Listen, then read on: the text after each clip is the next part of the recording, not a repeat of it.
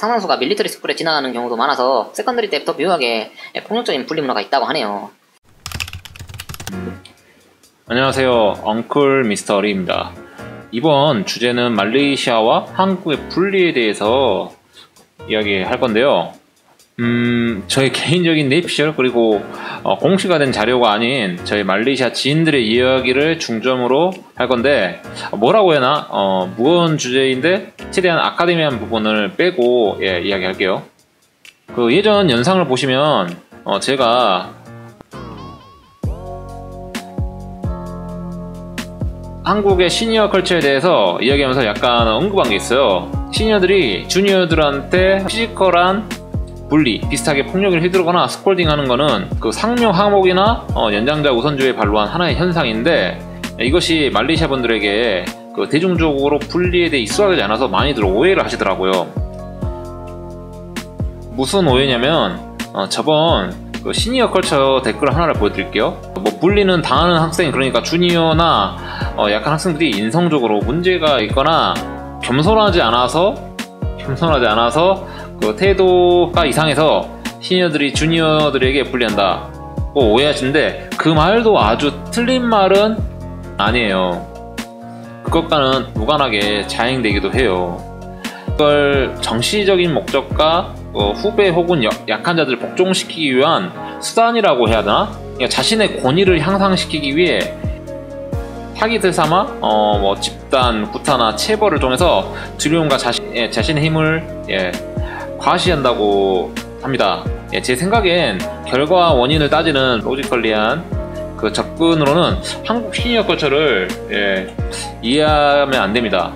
고도의 정치공학적이면서 생물학적 관점에서 여러분들이 생각했을 때 뭐 이런 이상한 문화와 사상이 다 있나 라고 생각할 수도 있어요. 그런데 제가 생각하는 한국이나 말레이시아의 분리 기준점이나 일반화가 상당히 다르고 분리 레벨이 다르다고 생각해요. 분리, 다 같은 분리인데 그 기준이 다르다는 거죠. 제 주변에 상당수 말레이시아 친구들은 그들 대학교 파운데이션, 특히 세컨더리 스쿨의 기준으로 봤을 때 단순히 사이버 분리나 오로 분리 같은 친구들 간의 의견이나 그 생각, 문화 차이로 인해서 방금 봤던 댓글 같은 의견을 분리, 따돌림, 쌩간다든지 한국어로 치면 은따 비슷한 거죠. 뭐 물론 이런 은근한 따돌림을 당하는 것에 힘들어하는 사람들도 있어요.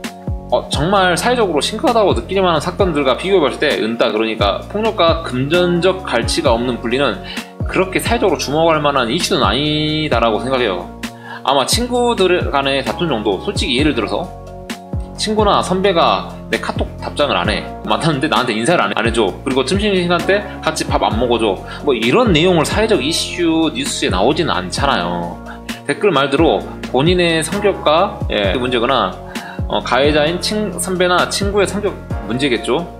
제 기준이에요. 저는 말레이시아 사람이 아니기 때문에 문화적으로 여러분들과 100% 공감할 수 없어요. 모럴적으로 문제다라고 생각하지 마시고 왜냐하면 한국은 약간 분리가 이루어지는 현상이라든지 가해자가 피해자 관계가 20세기 이전에 진짜 킹덤 사회의 계급제라는 느낌이 강해요. 말하자면 현재까지도 뭐 인도에서 하는 뭐 카스트제도 같은 느낌 있잖아요. 그러니까 이 부분은 한국 고등학교 군대에서 많이 느끼게 됩니다. 직접적으로 와닿게 하기 위해서 제가 예시를 하나 들어볼게요. 그러니까 한 반에 A, B,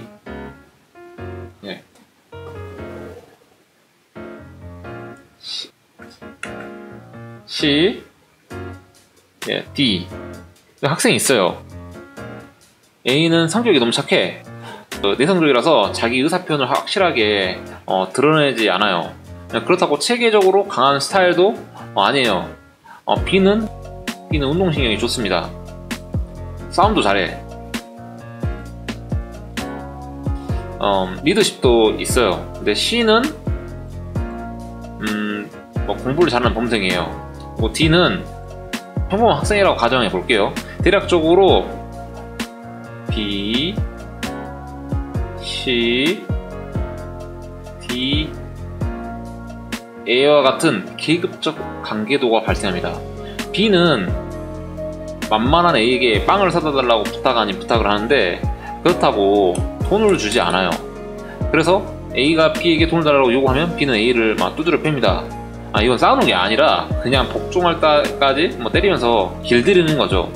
그때부터 A는 B의 빵시틀이 되고 결국엔 그렇게 고등학교 생활을 보내게 됩니다. 그리고 DC는 방관자의 위치에 있어요. 저의 12년간 초중고 생활을 통한 경험으로 DC가 나서서 날리는 경우를 보지 못했어요. 왜냐면 자기한테도 뭐 불똥이 튈까봐. 미드라든지 한국의 하이틴 드라마나 영화를 보면 그런 장면들이 종종 나오는데 그과 비슷하게 실제로 이런 형태의 분리가 이루어집니다. 그리고 학교 폭력 때문에 실제로 미국에서는 경찰이 학교에 거주하고 있는 경우도 있습니다. 제 주변의 대다수의 말레이시아 친구들은 한국 같은 경우를 한 번도 못 봤다고 합니다. 그러니까 제가 유튜브를 시작하기 훨씬 이전부터 말레이시아 친구들이 한국 드라마나 영화에 나오는 분리 상황이 진짜냐고 물어보는 경우도 종종 있었는데 저는 인생 통틀어서 경험으로 말하는데 현실이 더했으면 했지 드라마, 영화는 전혀 과장이 아닙니다. 전 살면서 직접적으로 분리로 죽은 그 사람을 2명 봤습니다. 정말 안타깝고 화나는 일이었죠. 아무튼 제 말레이시아 친구들이 분리에 대해서 이야기해줬는데 그중 2명의 친구가 각각 다른 이야기를 해줬어요. 한 친구는 보딩스쿨 출신이고 나머지 한 명은 조호바루 근처에 모아라는 곳에 사는 중국계 학교 출신이에요. 이 학교 아닙니다. 먼저 조호바루 말레이시아 중국 친구 이야기를 하자면 본인이 분리에 대해서 관심이 많았는데 그 학생과는 철학이 담긴 말을 해주더라고요. 이게 정답이다 이런 건 아니고 그냥 개똥 철학입니다. 분리를 당하는 피해 학생은 대체적으로 성격이 소심하고 좀 다크한 느낌의 친구들이 대상이라면 분리를 가는 가해 학생은 몇 개의 특징이 있대요. 몇 개의 특징이 있는데 타투를 하는데 그냥 레터링이나 패션이라든지 하는 그런 일반적인 타투가 아니라 일본 야쿠자 같은 이런 문신을 한대요. 그리고 뭔가 좀 크럼비하면서 영어를 정말 못하고 중국어로 막 쌍욕 그렇게 잘한대요. 근데 영어를 못하는 거랑 무슨 상관이지? 그리고 괜히 수업시간에 영어로 말하는 애들을 괴롭히거나 막 때리고 막 쿵푸를 한다고 막 그러는데 그 친구가 역사적인 부분도 첨가해주면서 해줬던 말이 예전에 18, 19세기 때 현재도 그렇지만 싱가포르에 중국계 해적이 많았었는데 이 중국계 싱가포르 해적 자손들이 조호바루에 와서 정착한 후 그 후손들이 세컨드리 스쿨에 가서 학교에서 분리를 한다는 그런 소설 같은 말을 하더라고요. 그러면 싱가포르 해적이니까 대부분 싱가포르에 정착해서 싱가포르의 분리가 더 심해야지. 조호바루 친구의 의견이었고요. 진실 여부는 솔직히 저는 잘 모르겠어요. 그런데 중국에 문신을 한다는 가해 학생 이야기 하니까 한국이 좀 더 분리 문화에 대해 체계성이 아니라 용리정화가 잘 되는 것 같아요. 왜냐면 한국에는 최근에 문신돼지라는 말이 있는데 고등학생인데도 학교에 갱스터 마냥 이런 문신을 한다고 해요. 그런데 문신하는 친구들이 약간 크라운비해서 문신돼지라고 불리는데 그들만의 특징이라고 해서 문신에 명품 옷을 입는다든지 이 그림과 같은 묘사를 통해 한국에서도 유명해지고 있어요. 점점 여러분들도 한국 오시면 이런 외모 분들 조심하세요. 혹시 여러분 차부족에 대해서 아시나요? 그러니까 영국에 비슷한 게 차부라고 있는데 혹시 영화 킹스맨에서 게리 에글이 남자 주인공 기억하시나요? 근데 딱 이렇게 있고 얘는 영국 10대들을 상징하는 영국의 양아치 갱스터 생각하면 돼요. 대충 특징은 운동복 상의에 버버리 체크무늬 모자 쓰고 바지를 입고 브랜드 가득한 야구 모자 반짝거리는 금목걸이 있나? 금반지 액세서리 하고 다니는데 이게 아무리 명품이고 브랜드 옷이어도 이렇게 조합해 놓으니까 이런 영국 사람들한테 상당히 위압적이면서도 효용감을 느끼게 해주나봐요. 이런 면에서 한국과 말레이시아 조호바루 중국계 갱스터랑 좀 비슷하죠. 근데 예전부터 궁금했던 건데 얘네는 돈이 많나? 고등학생인데 어디서 저런 거를 구입할까요? 비쌀 텐데. 아무튼 다시 말씀드리지만 이런 분들 한국에서 보시면 피하시고요. 두 번째로 말레이시아 보딩스쿨 출신 친구의 이야기인데, 말레이시아 보딩스쿨은 정말 말레이시아에서 똑똑한 엘리트들이 많이 가는 학교예요. 근데 말레이시아 보통의 세컨더리 스쿨들은 아침 8시부터 오후 1시까지 수업을 구성하는데, 보딩 스쿨들은 아침 7시부터 저녁 11시까지 그 한국의 야자만큼이나 학생들 학교에서 공부시킨다고 하는데, 그 사진을 보시면은 아시겠지만 대략 저녁 10시에서 11시인데 한국 학생들은 집에 못 가고 학교에서 공부하고 있죠. 고등학교 3년 동안 매일 일한다고 보시면 됩니다. 주말 빼고요. 그러다 보니 말레이시아는 그 기숙사를 이용하는 선후배 동부생들이 집단 구타 사례도 많고 폭력성이 생각보다 높다는 말을 들었습니다.